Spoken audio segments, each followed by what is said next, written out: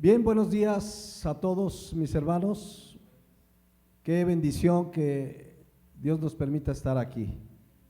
Si tú estás conectado y podías estar aquí y no estuviste, reconsidera la próxima congregarte. No dejemos de congregarnos.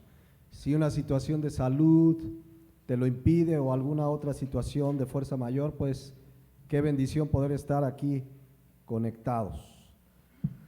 Miren, vamos a terminar hoy con este tema del perdón. Todo está alrededor del tema de la familia, y la siguiente enseñanza, que seguiremos con el tema de la familia, veremos la distorsión que el mundo, la maldad y el pecado han hecho del diseño del hombre y de la mujer, del matrimonio. Veremos el tema de la homosexualidad, veremos el tema de la ideología de género y todas estas perversiones que por vivir apartado de la palabra de Dios la gente ha distorsionado, comenzando por el núcleo de la sociedad, que es la familia como Dios la instituyó. Pero hoy vamos a terminar con este tema que se llama perdonando como Cristo nos perdonó. Algunos puntos importantes brevemente que vimos las 2 semanas pasadas es que para un cristiano el perdón debe existir siempre, a cualquier persona y cualquier ofensa que me haya cometido. No importa quién sea la persona, no importa el tamaño de la ofensa, el perdón es una gracia, algo que otorgamos a cambio de ¿qué? De nada, porque es una gracia. Porque así fuimos perdonados, a cambio de nada. Todo lo hizo Cristo en la cruz. Por eso Colosenses 3:13 nos dice al final que debemos perdonar de la manera que Cristo nos perdonó. No hay otra manera correcta de perdonar. No es te perdono, pero mira, te pongo estas 2 condiciones. O te perdono, pero si la vuelves a hacer, entonces sí, ya no te voy a perdonar. Eso no es perdón, porque el perdón es gracia. El perdón es charizomai, es otorgarlo como Dios me lo otorgó. Obviamente, pues a la luz de la Biblia, solo un verdadero cristiano podrá perdonar así. Yo estoy claro y cierto que donde hay una ofensa entre 2 cristianos, hay perdón y reconciliación. Porque el uno se arrepentirá, el otro perdonará, por lo tanto, se reconciliarán. Jesucristo dijo en Mateo 6:12, parte de esa oración modelo, cuando decía, perdona nuestras deudas, como también nosotros perdonamos a nuestros deudores. La versión Dios habla hoy dice, perdónanos el mal que hemos hecho, así como nosotros hemos perdonado a los que nos han hecho ¿qué? Mal. Y la Nueva Traducción Viviente, perdona nuestros pecados, así como hemos perdonado a los que pecan contra nosotros. De la misma manera que pedimos perdón, Dios pide que perdonemos a quien nos haya ofendido. Si no perdonamos, en nuestro corazón empieza la amargura. Y la amargura es un veneno, veíamos hace 8 días, que te daña, que contamina y que rompe nuestra comunión con Dios. Hebreos 12:15 dice, mirad, no sea que alguno deje de alcanzar la gracia de Dios, que brotando alguna raíz de amargura os estorbe, y por ella, por la raíz de amargura, muchos sean contaminados. Entonces, la falta de perdón que provoca amargura daña más al ofendido que la propia ofensa que recibimos. ¿Queda claro esa parte? La amargura, la falta de perdón me daña más que la propia ofensa que recibí. Ahorita vamos a ver un poco más de eso. Por eso, como cristianos, Romanos 12:18 dice, si es posible, en cuanto dependa de ti, estar en paz con todos los hombres. Tú y yo debemos buscar estar en paz con todos, con el vecino, con la tía, en la familia, por supuesto, entre hermanos, entre esposo y esposa, estar en paz hasta con la suegra, ¿no? Con todos, dice aquí, con todos los hombres. Aquí el término hombres es habla de la humanidad entera. Cada persona con la que yo me interactúe debo buscar estar en paz. A veces la otra parte no quiere y bueno, que de nosotros no quede. Y finalmente vimos que Dios, Jesucristo mismo, a quien nosotros ofendimos, fue el que buscó la reconciliación. O sea, en lugar de que dijera Dios, pues aquí me espero a ver a qué horas quieren reconciliarse, Él hizo todo. 2 Corintios 5:18 dice, todo esto proviene ¿de quién? De Dios, quien nos reconcilió consigo mismo. O sea, Dios te dice, te quiero reconciliar conmigo. Tú me ofendiste y yo quiero reconciliarte conmigo mismo por Cristo. Es gracias a la obra de Cristo que puede haber esa reconciliación. Y nos dio el ministerio de la reconciliación, que Dios estaba en Cristo reconciliando consigo al mundo, no tomándoles en cuenta a los hombres sus pecados. ¿Cómo se llama eso? Perdón, gracia, algo inmerecido, algo que no merecíamos. Y eso debemos hacer. No esperes a quien que te ofendió, es que hasta que no venga mi papá y me pida perdón, aquí yo lo espero y que venga él o que venga mi hermano. Si él me ofendió, que él me hable. Hoy tenemos la facilidad de las comunicaciones. Tú busca al que te ofendió y busca estar en paz. Eso nos está diciendo la palabra de Dios. Búscalo. Pero el orgullo, ¿verdad? No, si quiere que venga y que haga méritos, el perdón es gracia. El perdón es gracia. Entonces, el cristiano, igual que Dios hizo con nosotros, esa es la manera como Cristo nos perdonó. De la misma manera, busquemos reconciliarnos con quien nos ha ofendido. Otro tema sería que a quien hemos ofendido, nosotros como cristianos también busquemos ir y pedir el perdón por lo que ofendimos. Pero aquí estamos hablando de perdonar cuando nos ofenden. No siempre es posible la reconciliación, si la otra parte no quiere, pero que no quede en tu corazón, número uno, la seguridad de que perdonaste, número dos, la seguridad de que buscaste la reconciliación. Entonces terminamos recordando aquella parábola de los dos deudores, como uno, el rey le perdona algo impagable, pero siervo cuando sale no quiere perdonar algo que era totalmente pagable. Se los voy a leer en la versión Dios habla hoy. Por esto, dice Mateo 18:23 en adelante, sucede en el reino de los cielos como un rey que quiso hacer cuentas con sus funcionarios. Estaba comenzando a hacer las cuentas cuando le presentaron a uno que le debía muchos millones. Así lo traduce la versión Dios habla hoy. O sea, le debía algo impagable. Como aquel funcionario no tenía con qué pagar, el rey ordenó que lo vendieran como esclavo junto con su esposa, sus hijos y todo lo que tenía para que quedara pagada la deuda. El funcionario se arrodilló delante del rey y le rogó, tenga usted paciencia conmigo y se lo pagaré todo. El rey tuvo compasión de él, así que le perdonó la deuda y lo puso en libertad. Y eso es lo que Dios hizo con nosotros. Nos perdonó la deuda. Hoy somos libres en Cristo. Amén. Y dice el 27, el rey tuvo compasión de él, así que le perdonó la deuda, lo puso en libertad. Pero al salir, aquel funcionario se encontró con un compañero suyo que le debía una pequeña cantidad. Lo agarró del cuello y comenzó a estrangularlo, diciéndole, págame lo que debes, lo que me debes. El compañero, arrodillándose delante de él, le rogó, ten paciencia conmigo, te lo pagaré todo. Y era una deuda pagable. Pero el otro no quiso, sino que lo hizo meter en la cárcel hasta que pagara la deuda. Esto dolió mucho a los otros funcionarios que fueron a contarle al rey lo sucedido. Entonces el rey lo mandó a llamar y le dijo, malvado, yo te perdoné toda aquella deuda porque me lo rogaste. Pues tú también debiste tener compasión de tu compañero, del mismo modo que yo tuve compasión de ti. Y tanto se enojó el rey que ordenó castigarlo hasta que pagara todo lo que debía.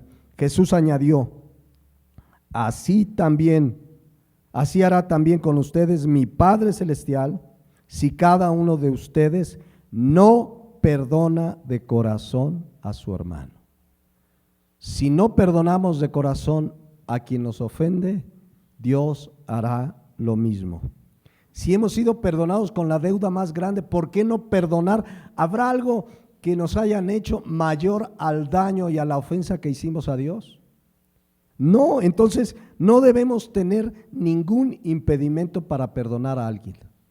Ningún impedimento, ningún pretexto para perdonar a cualquier persona, cualquier ofensa.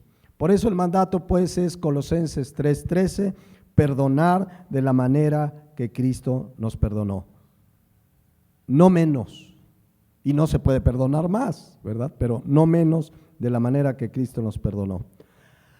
Ahora vuelvo a leer Hebreos 12:15 porque quiero que vean algo. Comienza diciendo, mirad bien. Esto es como, pongan mucha atención. Aquí hay algo importante que se va a decir, mira bien. No sea que alguno deje de alcanzar la gracia de Dios. Vean lo que puede hacer la amargura. ¿Dejamos de alcanzar qué? La gracia de Dios, el favor de Dios, la bendición de Dios, el bien que Dios nos hace sin merecerlo. Dice que brotando alguna raíz de amargura, fíjense, esta palabra amargura picría habla como de la picadura de un animal ponzoñoso. Habla de veneno y dice que esto nos estorba y muchos son contaminados. La versión de Dios habla hoy dice, procuren que a nadie le falte la gracia de Dios a fin de que ninguno sea como una planta de raíz amarga que hace daño y envenena a la gente. ¿Alguien le ha picado un alacrán, una viuda negra? ¿No les han picado? No. ¿Un alacrán?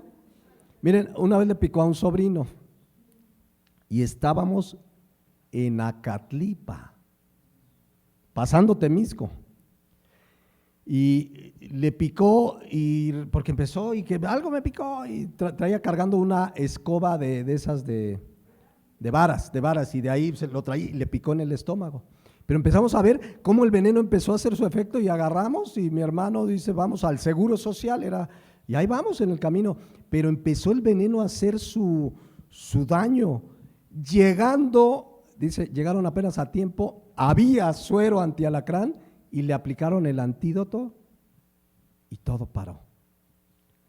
Así es la amargura, te empieza a dañar, te empieza a envenenar, daña tu corazón, empieza a crecer y solamente hay un antídoto, se llama ¿cómo?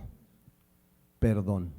Ese es el antídoto, si no, igual que el veneno de un animal ponzoñoso, cuentan de la araña esta viuda negra, que yo no sé por qué le llaman la viuda negra,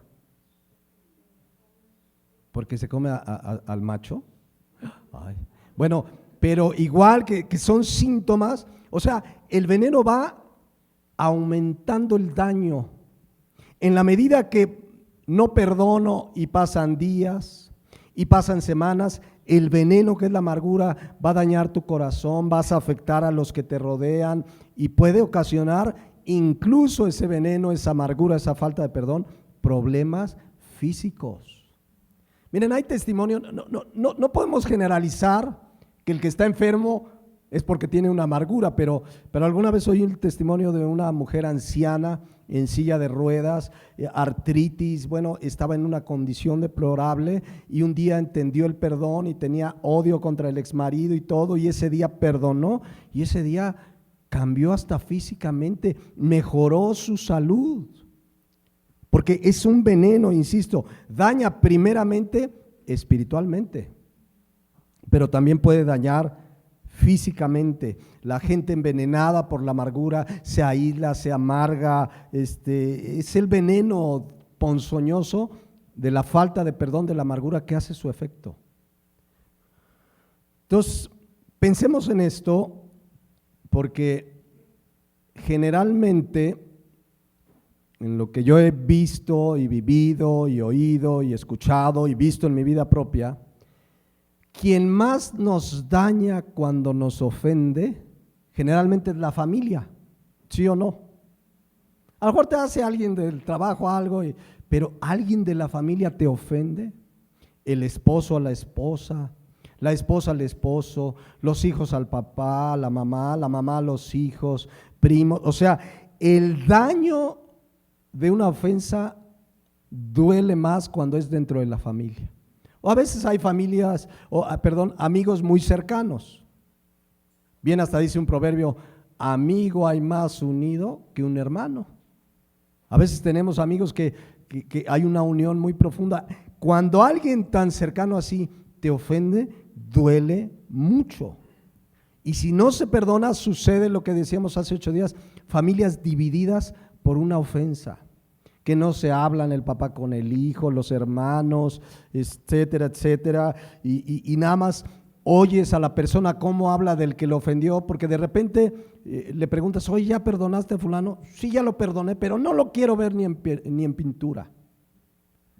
¿Qué hay en su boca? ¿Qué destila su boca? Amargura. O aunque no expresen algo negativo, hasta se ve como que no quieren hablar de la persona porque no ha habido perdón, como Cristo nos perdonó. O sea, mucha gente dice, sí, perdoné, ya perdoné, pero no quieren saber ni oír nada de esa persona. Y por eso lo que saca su boca es amargura contra esa persona, no quiere oír. Cristo dijo en Lucas 6:45, el hombre bueno, o sea, alguien con un corazón sano, limpio, perdonador, del buen tesoro de su corazón saca lo bueno. Y el hombre malo del mal tesoro de su corazón saca lo malo, porque de la abundancia del corazón, ¿qué dice? Habla la boca. Si alguien tiene envidia, rencor, coraje contra alguien, lo va a expresar su boca. Hay gente que habla de una persona y hay un rencor, un odio. Yo se los he explicado aquí, les he dicho, siempre cada gobierno que tenemos, hay gente que está a favor y en contra, ¿no? Entonces yo me acuerdo pues de lo más reciente, Fox, Calderón, Peña Nieto, y el actual López Obrador. Hay gente que habla a favor y hay gente amargada y empieza a ofender. El hecho que hayan sido malos gobernantes y hayan hecho muchas cosas malas no nos da derecho a ofender. Hay que tiene rencor, odio, lo expresan en las redes sociales. ¿De qué está hablando su boca? De lo que hay en su corazón, amargura. Y así hay gente que hablas y estás platicando con él y empiezas a hablar de una persona y hasta se ponen rojos, ¿no? Dicen, ni me hables porque se me retuerce el estómago. No ha habido perdón. Entonces, porque es una persona que lo ha herido. Ahora, si esa persona amargada que habla mal de alguien que lo ha herido, que todavía destila de su boca amargura, y se encuentra con otro amargado, ¿saben qué le va a decirle al amargado? Está muy bien, no perdones. Sí, qué bueno que no lo perdonas porque es esto y es el otro. En cambio, si te encuentras a alguien de corazón bueno, pues te va a decir perdona. Mira, perdónalo. Es que no se lo merece, mira, Cristo nos perdonó y empiezas a compartir, pero hay una amargura en su corazón. ¿Saben cuáles son las canciones, los éxitos musicales de mayor escucha? Ahora ya venta de discos, ya no se venden discos casi. Las que hablan de venganza, rencor, de dolor, que están dolidos, las que duele el corazón. Todos conocen a doña Paquita, la del barrio. ¿Cuántos ya tienen su última canción? Pero miren, alguna vez hace algunos años yo vi una entrevista en video y tiene una amargura contra los hombres. Con todo parece que uno le fue infiel, hay una amargura, no sé exactamente si fue solo uno, varios, pero déjenme, les canto. Si no les he cantado la de, ¿cuál les debo? Mujer virtuosa, ¿quién la hallará? No, pero fíjense, un fragmento de la más conocida de Paquita, la del barrio. Ya vimos que el hombre malo de su mal corazón saca ¿qué? Lo malo. Fíjense cómo se refiere a un hombre. Rata inmunda, animal rastrero, escoria de la vida, adefesio mal hecho, infrahumano, espectro del infierno, maldita sabandija, cuánto daño me has hecho. Es solamente un fragmento, hay otras peores. ¿Qué hay en el corazón de esa mujer? Amargura. Y alguien con el corazón amargo va a decir, pónganme la de la Paquita, ¿no? Antes en las rocolas esas, ¿no? Se acababan las monedas ahí para ponerla otra vez. Pero ahí dice al final esta parte del texto, dice, ¿cuánto daño me has hecho? ¿Por qué se refiere a esa persona así con estos adjetivos tan de amargura? Porque le hicieron un daño, ¿no? Entonces, hay la gente que piensa, hoy está el feminismo, que es una distorsión de la femineidad.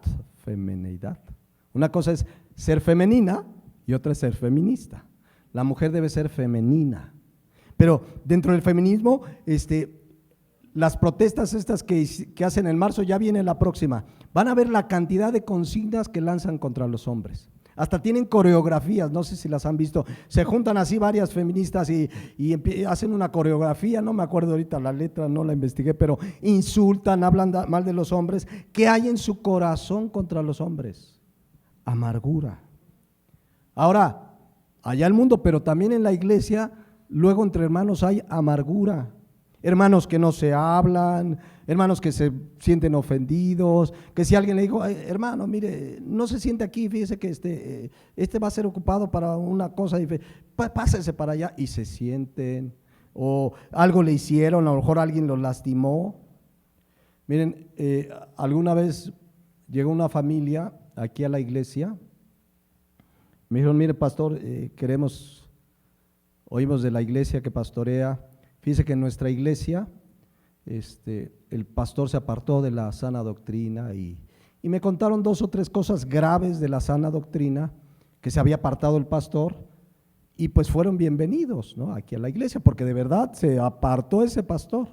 Pero también otra vez me llegó una familia y le digo, ¿y qué pasó? ¿Por qué se quieren salir de su iglesia? No, es que el pastor no sabe, el pastor es esto, y la del coro, y bueno, traían una amargura contra el pastor, los del coro y los de la escuelita bíblica.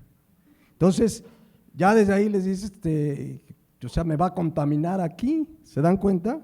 ¿Qué hay en su corazón? Amargura.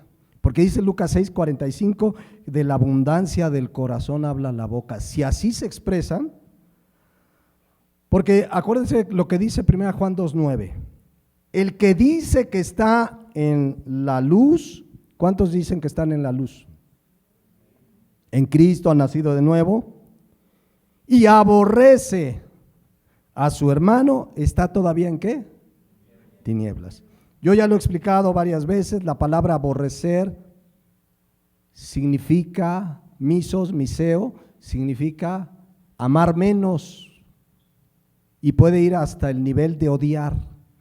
Porque hay gente que dice, pues no lo odio, pero no lo puedo ver ni en pintura, me cae mal. Eso es, a la luz de la Biblia, aborrecer. Te cae mal, no lo puedes ver ni en pintura, estás aborreciendo. Y quien aborrece a su hermano está ¿en qué? En tinieblas.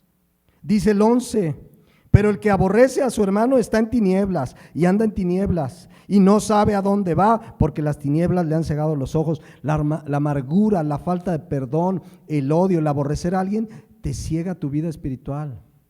Y por eso hay cristianos que toman decisiones equivocadas, oran, buscan la dirección de Dios, no encuentran, Dios no me habla, Dios no me responde. Es que seguramente una de las causas es que estás cegado tus ojos porque hay amargura en tu corazón.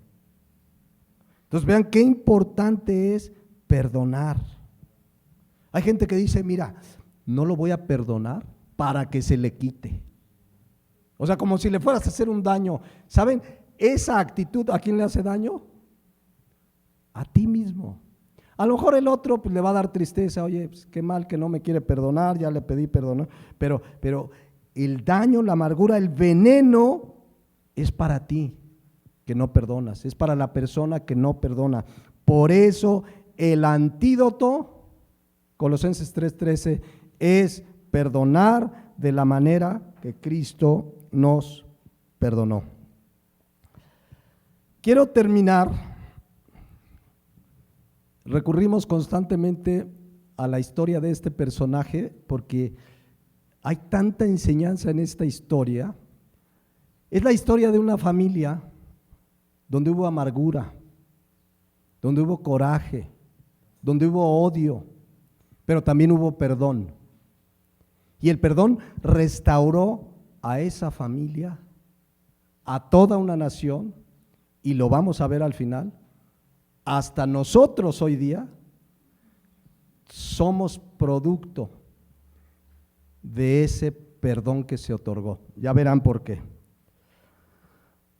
Me estoy refiriendo a la familia de Israel o de Jacob, de la que sobresale la historia de uno de sus hijos en particular, que se llamaba ¿cómo? José, aquel que recibía sueños. ¿Cuántos han tenido sueños así? Miren, entre paréntesis, porque esto es importante marcarlo. En el Antiguo Testamento y mucho parte del Nuevo Testamento, Dios hablaba mucho en sueños, ¿no? La Biblia no estaba completa, pero ahora dice primera de Pedro 1:19 que tenemos la palabra profética más segura. Entonces el cristiano, esto es entre paréntesis, pues no necesita andar buscando, a ver, ¿qué es que quiero que Dios me dé un sueño, ¿no? Una visión? El cristiano debe leer la Biblia. Aquí está la palabra de Dios. ¿Cuántos quieren que Dios les hable? Aquí nos habla, y si quieres que te hable mucho, ¿qué tienes que hacer? Leerla más. Esta es la palabra de Dios. Ahora, eventualmente Dios es soberano, Dios puede hablarle a alguien en sueños.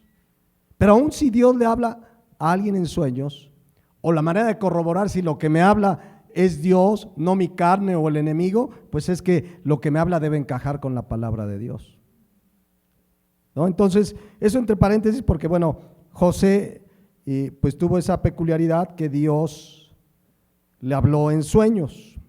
Pero ¿saben dónde empezó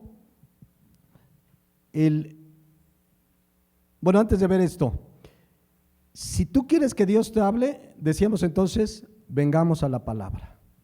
Y por eso cuando alguien predica la palabra, a mí me ha tocado que de repente alguien se me acerca al final de una prédica, pastor, eso que dijo, me lo dijo a mí, ¿verdad?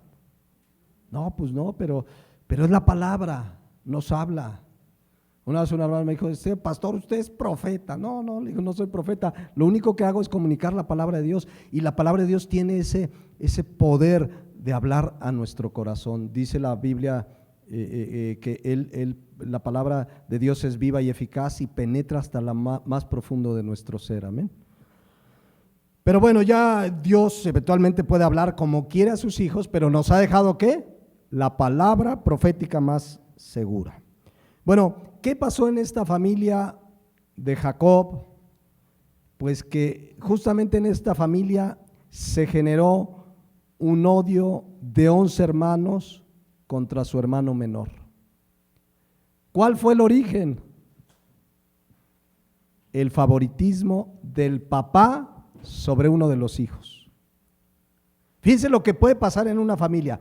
El favoritismo del papá sobre uno de los hijos originó todo esto que pasó, pero Dios lo usó para bien. Vamos a verlo. Génesis 37:3. Y amaba a Israel, ¿quién es Israel? Jacob. A José más que a todos sus hijos, porque lo había tenido en su vejez y le hizo una túnica de diversos colores.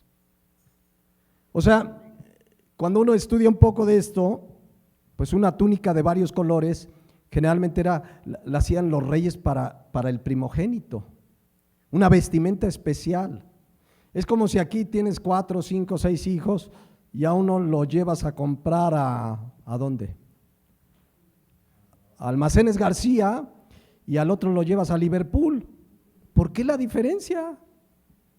¿No? ¿Sí o no? O sea, ¿se imaginan los hermanos? No es justificación la conducta de los hermanos.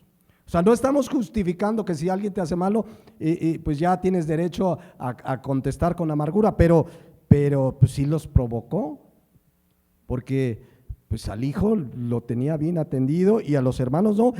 Dice aquí porque lo tuvo en su vejez, a lo mejor imagínense ya muy grande José y ya no esperaban tener hijos y de repente el pilón, ¿no?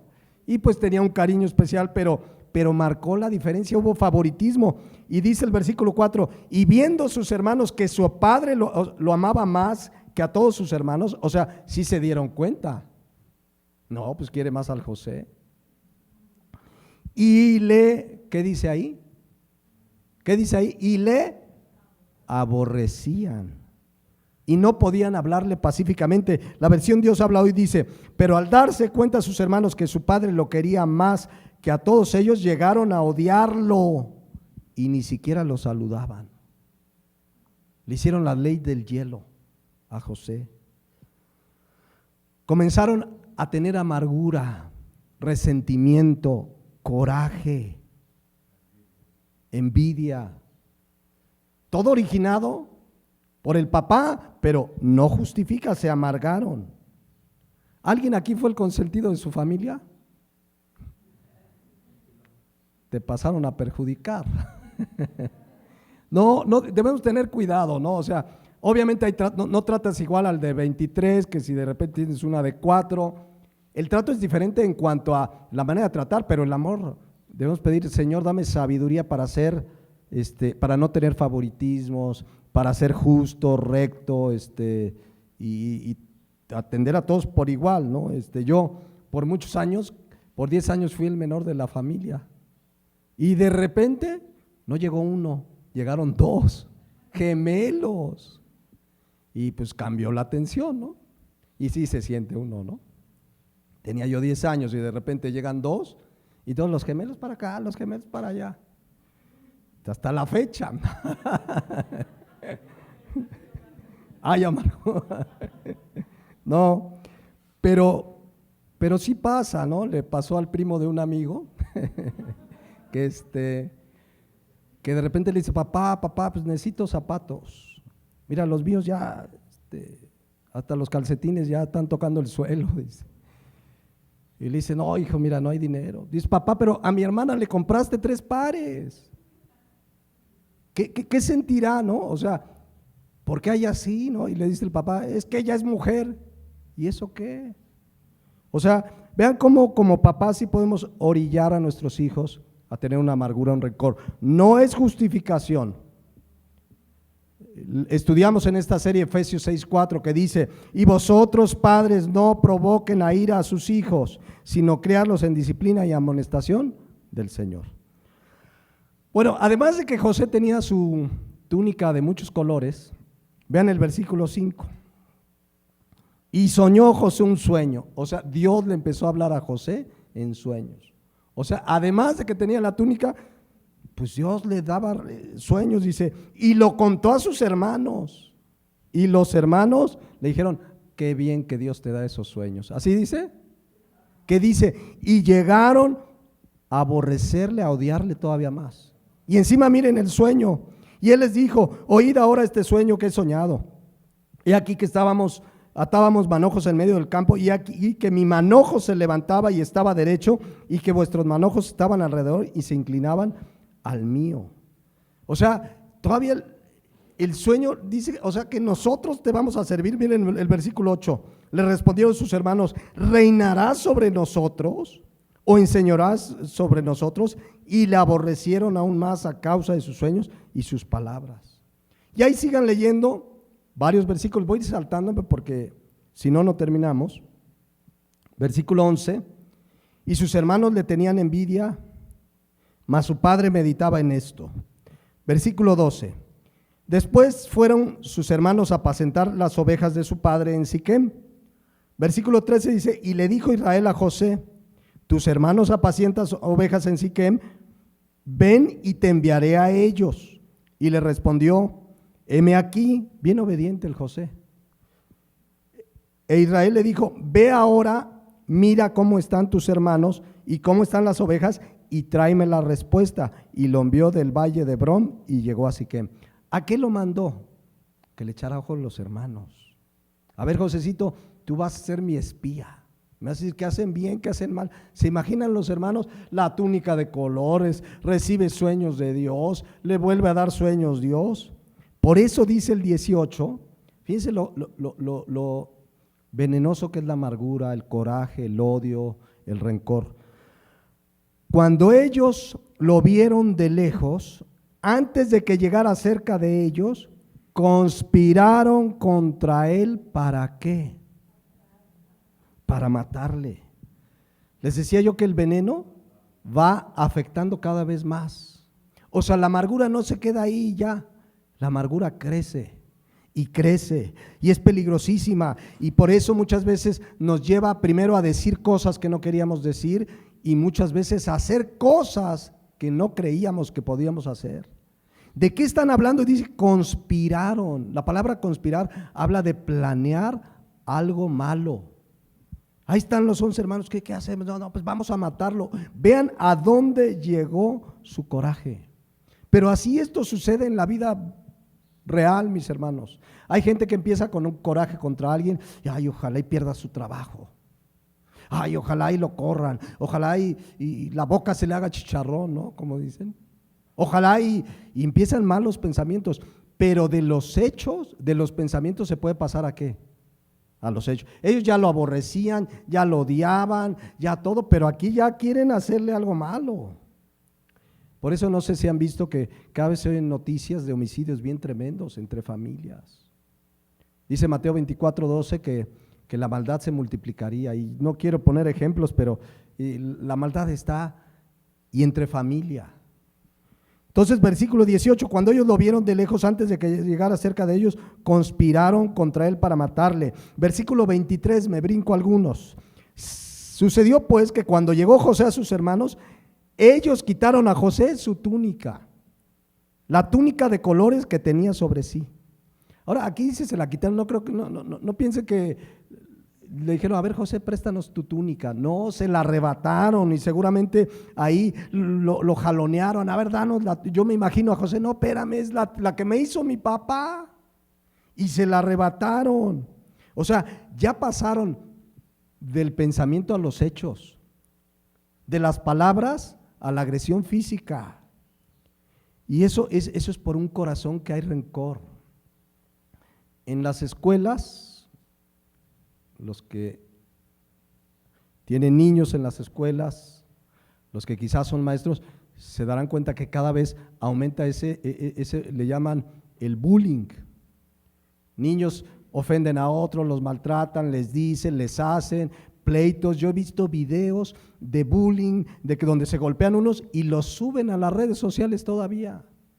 Y en cualquier tipo de escuela, de cualquier estrato social, tú ves, vi un video de una universidad muy famosa y de mucho renombre y muy cara, donde unos juniors golpearon a otro.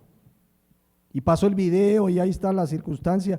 ¿Qué estará pasando en esos jóvenes, en esos niños, para que descarguen su amargura con otros niños? Yo me acuerdo que en mis épocas, pues, estaba muy mal, pero no pasaba de que pues se burlaban, ay, el que tiene lentes, no, pues el 4 ojos, y el alto, no, el altollo, mira, y el que estaba delgado, el flaco, y la que tenía sobrepeso.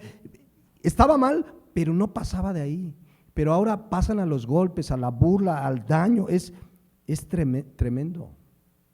Y eso aún puede suceder entre cristianos. Santiago dijo en Santiago 4:1, ¿de dónde vienen las guerras y los pleitos entre ustedes?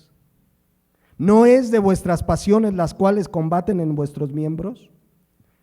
La versión Dios habla hoy, ¿de dónde vienen las guerras y las peleas entre ustedes? Si dos hermanos, dos cristianos, alguien en la familia se pelea, ¿de dónde vienen esas peleas? Pues de los malos deseos que siempre están luchando en su interior, pero que hoy como cristianos podemos dominar.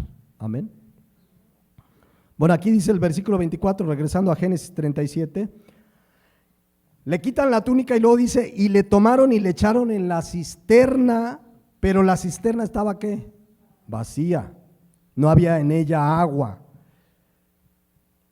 Investigando, se sabe que una cisterna promedio tenía por lo menos 2.5 metros de altura. Entonces lo aventaron, ¿se imaginan el golpazo?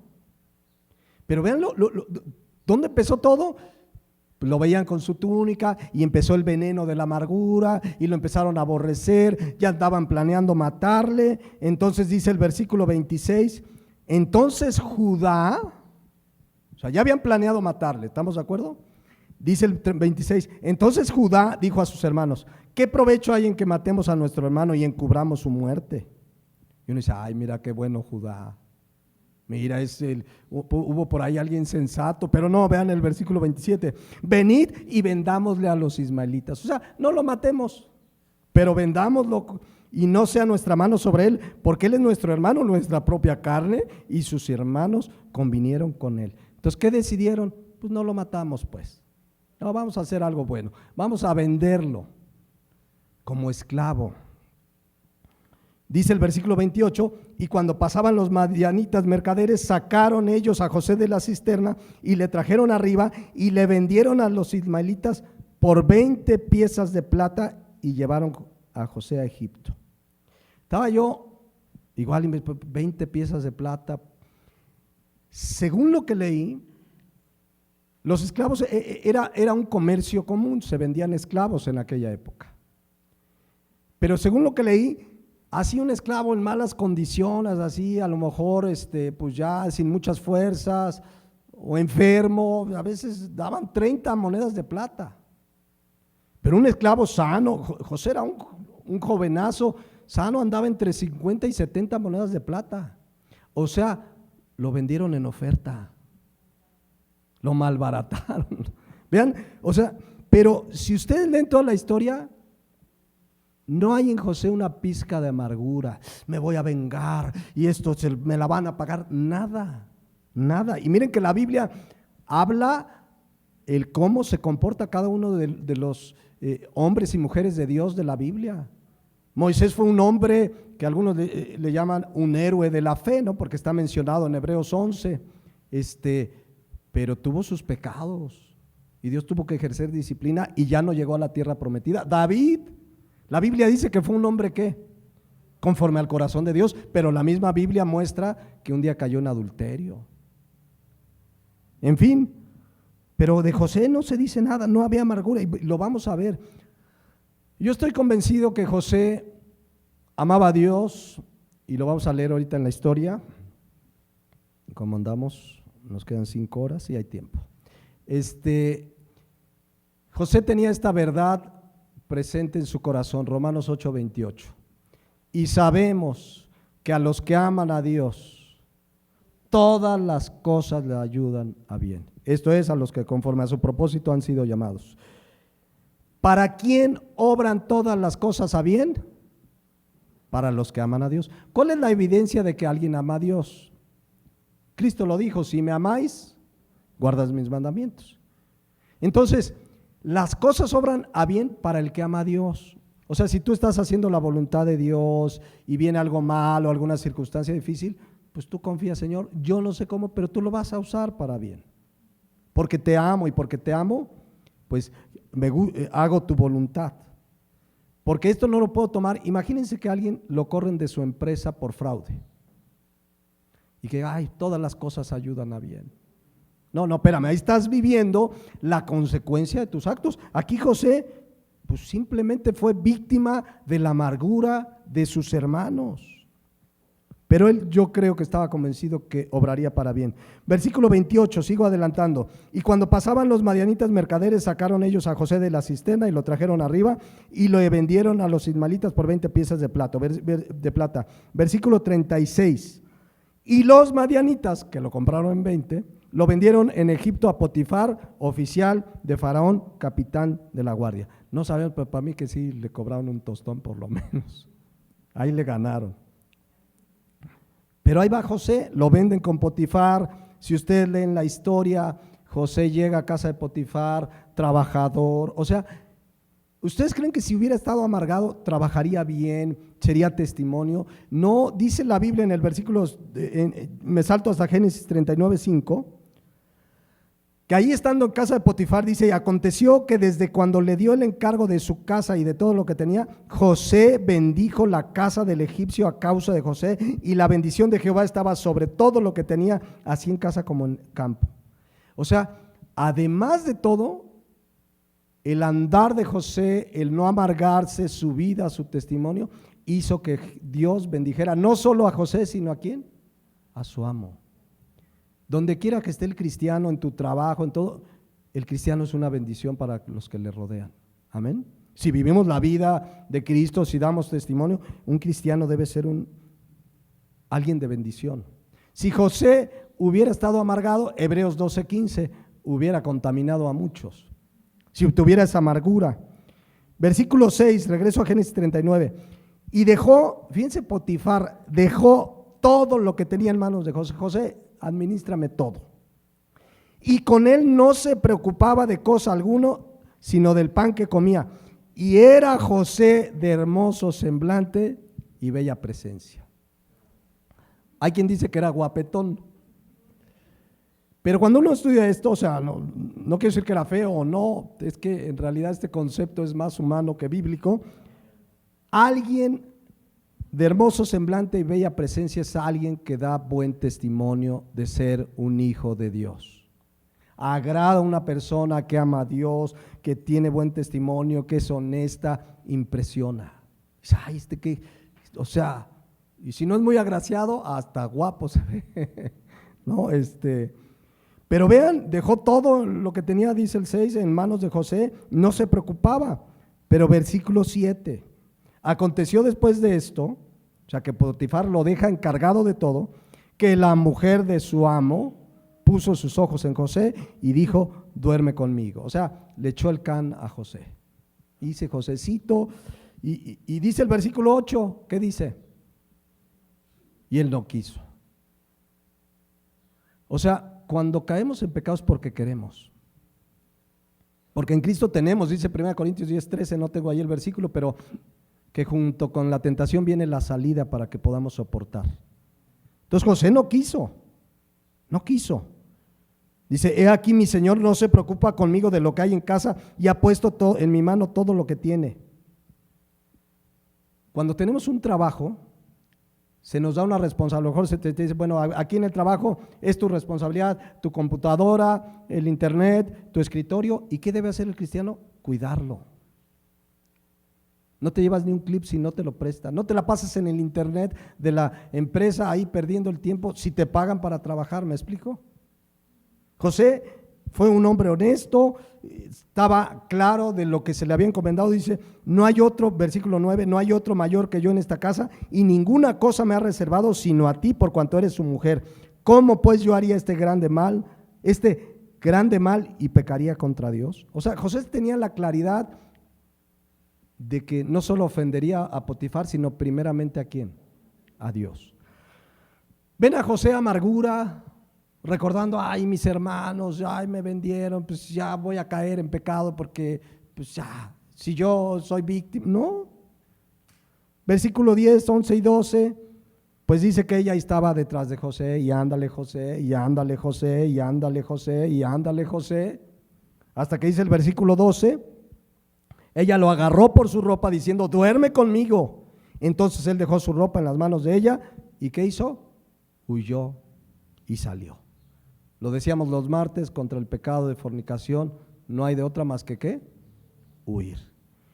Ahora, sabemos, versículo 17, 18, que ella lo acusa falsamente.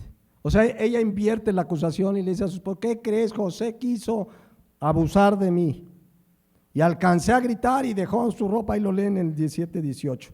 Luego en el 19 y 20, estoy yéndome rápido porque voy al punto del perdón. Y sucedió cuando oyó el amo de las palabras que de su mujer le hablaba, diciendo, así me ha tratado tu siervo, se encendió su furor y tomó su amo a José y lo puso ¿en dónde? En la cárcel. Y uno dice, bueno, ahí sí ya debió amargarse José. Lo maltratan los hermanos, le quitan su túnica, lo avientan a la cisterna, lo venden y hasta en oferta. Acá hace la voluntad de Dios y muchos dirán, mira, haciendo la voluntad, y le fue como en feria, a la cárcel injustamente. ¿Y se amargó José? Habrá un versículo que diga que Dios le dijo, Señor, pero si yo te he obedecido, mira, he perdonado, no me he amargado. Hay cristianos que sí, luego les pasa alguna dificultad Y ahí van contra, y Señor, y si yo voy los domingos, mira, soy fiel, ¿y por qué permites?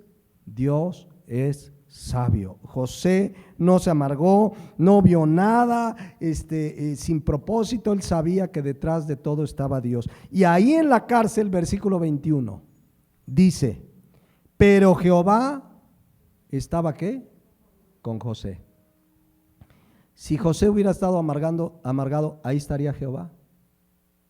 Cuando dice Hebreos que la raíz de amargura nos estorba, pero dice, pero Jehová estaba con José. Si tú estás pasando algo en esta mañana, una dificultad, una enfermedad, una injusticia, alguien te dañó, te ofendió, algo como lo de José, o igual o diferente, lo que sea, recuerda esta verdad. No te amargues, Dios está contigo. Amén.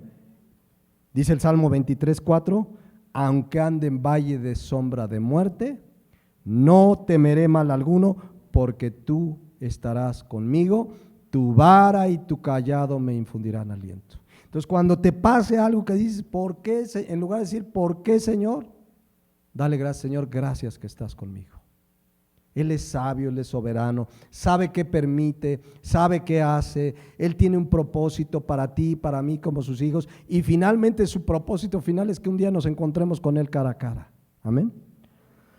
Pero el versículo 21 dice, Jehová estaba con él y le extendió su misericordia y le dio gracias en los ojos del jefe de la cárcel. Bueno, hasta en la cárcel le dio gracia, y ahí era el encargado de las llaves. Y ven, hay amargura en José.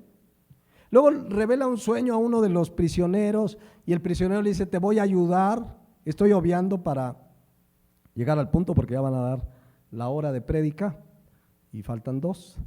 Entonces este hombre sale de la cárcel y se olvida de José. Bueno, ya después de un tiempo se acordó, le voy a decir, porque Faraón tuvo unos sueños, todos saben de los sueños de Faraón, las vacas flacas, las vacas gordas, y entonces finalmente llevaron a José. José interpretó los sueños de Faraón, venían 7 años de vacas flacas, es decir, venía una crisis económica mundial, y luego vendrían primero venían los 7 años de vacas gordas, de abundancia, y luego venían los 7 años de vacas flacas, y Dios a través de José le dijo a Faraón lo que tenía que hacer. Cuando venga la abundancia, ¿qué tenemos que hacer?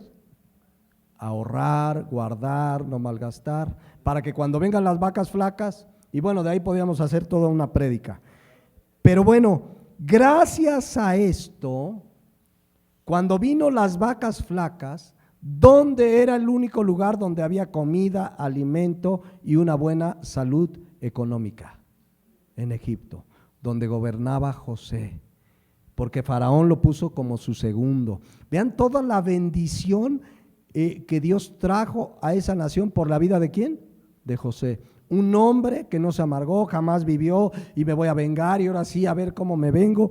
Bueno, tan estuvo la crisis económica en todos lados que Jacob mandó a sus hijos, vayan a Egipto. No sabía, porque acuérdense, ¿qué le dijeron los hermanos de José a su padre Jacob que le había pasado a José? ¿Qué le dijeron? Que un animal, que una mala bestia lo había. Y esa era la idea que tenía el papá. Entonces, nadie sabía que era de José, y ahí llegan a Egipto a pedir ayuda. Finalmente, ahí lean la historia, porque de pronto José se quiso hacer el duro y no pudo. Pero vean el versículo Génesis 45:1. No podía ya José contenerse delante de todos sus hermanos, porque estaban con él y no sabían que era José.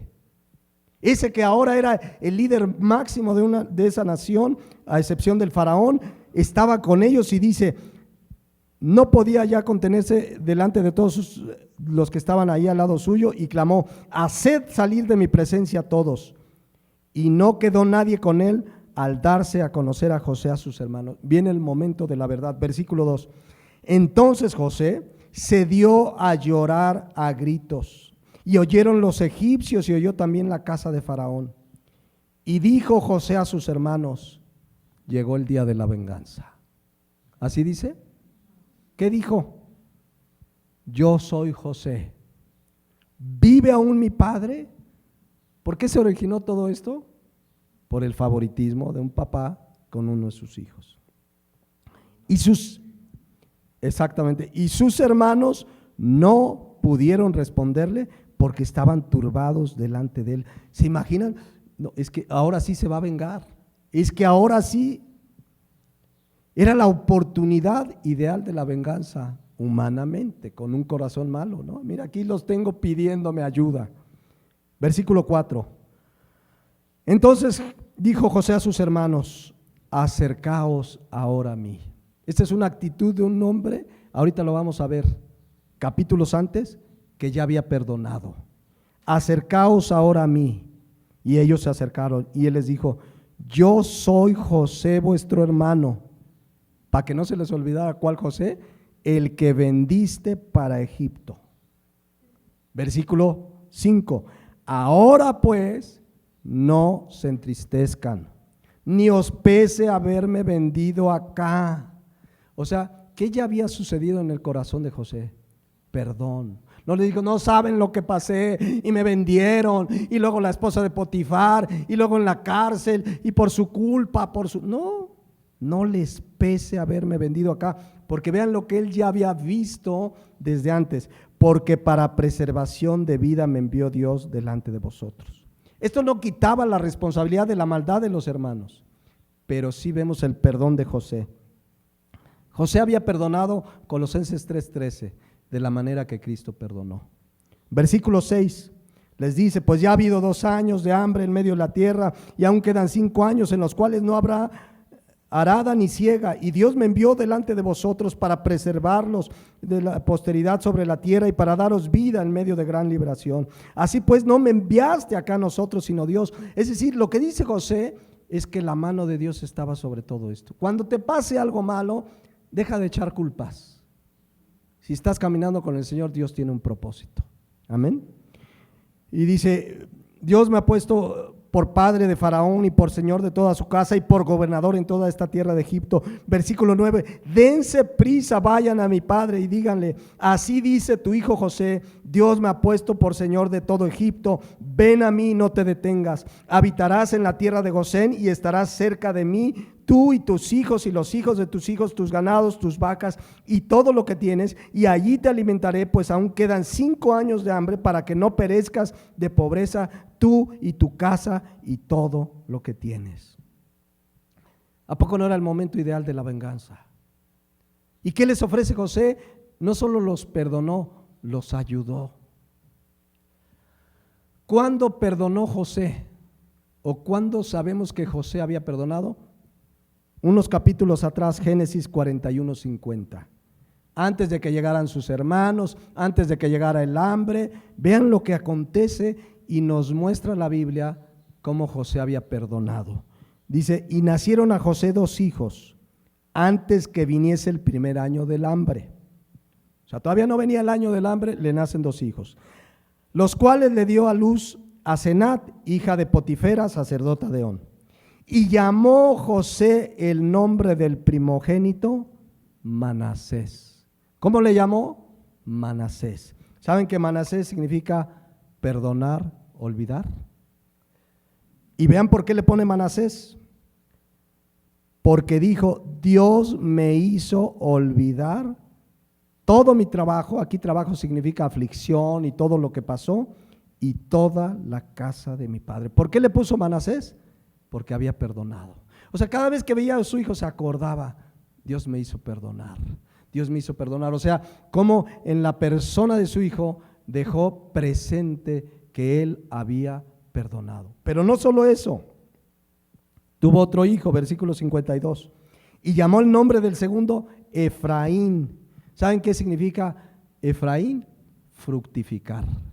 Y ahí lo dice, porque dijo: Dios me hizo fructificar. ¿En dónde?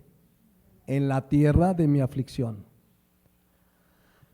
Quiero que noten una cosa, porque no es casualidad que al hijo mayor le puso perdonar u olvidar y al otro fructificar. ¿Qué nos está presentando la Biblia? Cuando tú perdonas, Dios te fructifica. José sabía desde mucho antes, o José tenía claro en su corazón desde mucho antes que tenía que perdonar y perdonó. Y para que no se le olvidara que perdonó y que Dios lo bendijo, a uno le puso Manasés y a otro fructificar. Muchas veces en nuestra vida no fructificamos, no somos bendecidos porque no perdonamos. José perdonó absolutamente. Por eso cuando llegaron los hermanos les dice: no les pese haberme vendido. Y Dios, fíjense, este perdón que tuvo con sus hermanos hizo que no solo la familia de José, sino todo Israel fuera preservado. Si José, claro, Dios estaba detrás de todo esto, no hubiera perdonado, Israel hubiera terminado ahí. Pero gracias a este acto de perdón, el pueblo de Israel siguió adelante. Ahora yo les decía que también nosotros fuimos bendecidos con este perdón de José, porque ¿de dónde viene el linaje de Cristo? De José. ¿Se fijan? La trascendencia de un perdón. Siglos después vemos la obra de Dios a través del perdón. Termino con esto. ¿Cómo está nuestra vida respecto al perdón?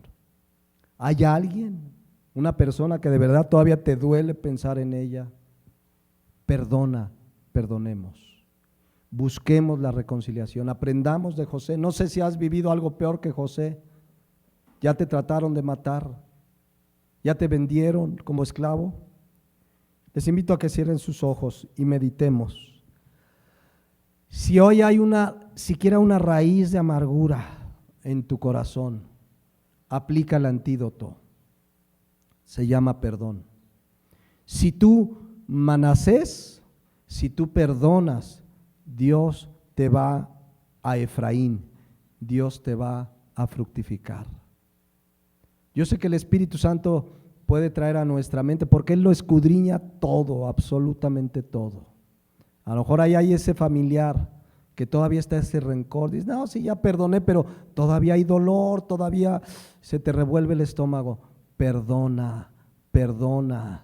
Si hay alguien en la familia, tu esposo, tu esposa, tu mamá, tu hijo, tu papá, el tío, el primo, el amigo, el compañero, una amistad a la que apreciabas te traicionó, perdona como Cristo te perdonó. Perdonemos como José perdonó a sus hermanos, como incluso los bendijo y los trajo a vivir con él para que fueran bendecidos en esos años de hambre.